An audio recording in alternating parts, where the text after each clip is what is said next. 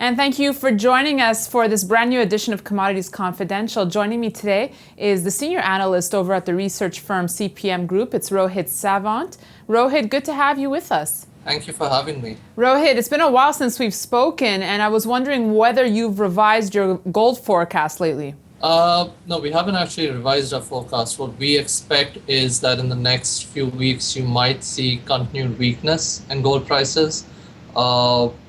Most likely some consolidation. I think that's what would be ideal for gold, a period of consolidation, because that's what would bring investors back into the market and potentially see higher gold prices going forward. So what we think is that you see some consolidation weakness over the next couple of weeks, and then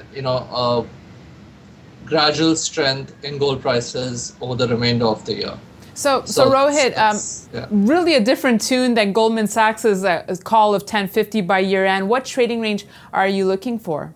I think on the lower end, a more likely range would be somewhere between 1220, 1240, and on the upper end, I think it could get as high as 1350. So I think that's around where we think 1350, and if it breaks 1350, you might even see it go back to 1400 towards the end of the year. Rohit, what do you feel will be supporting the price levels? Are you anticipating a weaker US dollar, or are you expecting demand to pick up in India and China ahead of the festival season? Right. I think one of the main factors that would help gold prices over the next few months is really this strengthening in gold fabrication demand. So you have the Indian festival season coming up in October, and then you have another round of weddings in December.